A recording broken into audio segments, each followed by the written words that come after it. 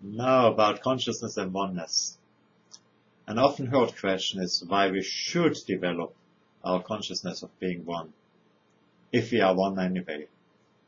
Well, time has proven that the consciousness of being one with the divine has many benefits. Above all, it is an attitude which gives you more power, more influence over your environments. This is especially true in your dealing with energies of a higher order, or call it entities, spiritual entities, whatever.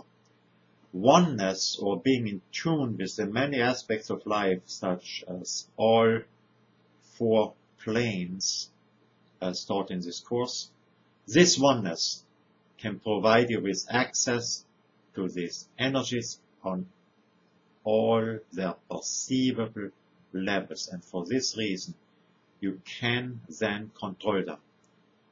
Even if you cannot achieve the ideal state overnight, being conscious with our divine nature works for us very much like our owning a house. We know that we do not own it. Our bank knows that just as well, that we don't own it. The government can take it away any time under some spurious pretense of imminent domain, and then some shopping center will be built there. Yet we do as if we own it, and for most of the time all other human beings respect this ownership once we have made a down payment. And this course is first touching upon one of the most important characteristics of human nature. It compares to a down payment for a house. As you proceed, as you continue with your practice of oneness, you will know that you are one because you are the one there is. The techniques which you learn with this course will generate in you such a consciousness of being one. And this new consciousness is a powerful stimulus which will bring about powerful new experiences, new breakthroughs, and new powers.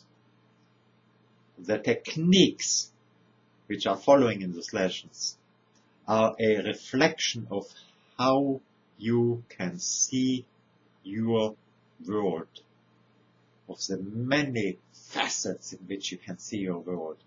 They follow the principle which says as above, so below.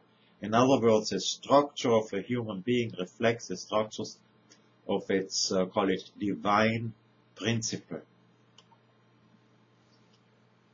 Quoting the Bible, God created man in his image. In this case, it's well the other way around, because this God reflects the patriarchalistic culture of the time when this principle was created.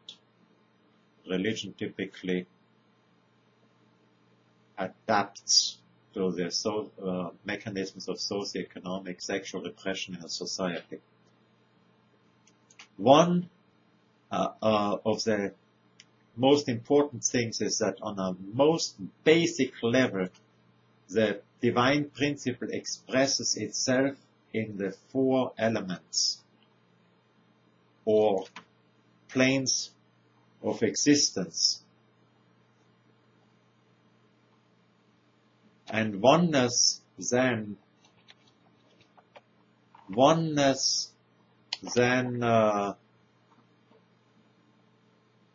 means being conscious of all the elements within and having all four elements aligned consciously. You will find out that in the course.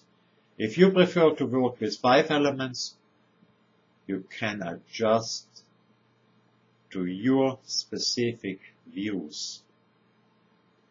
Absolutely no problem. In fact, if you are convinced of 5 elements, use them and change the wording of this course around accordingly. What follows here is simply a way of looking at the universe around yourself and within, and this picture or mapping can be a stimulus for you to expand on it when you are going to work with it. being a mapping. It is not the universe itself. It is an outline which you can follow in order to interact with your universes, with your environments. The various planes which you are going to penetrate and of which we are going to speak overlap. The subdivision into 4 is a convenience which reflects our experience as human beings. It is useful, and therefore we work with it.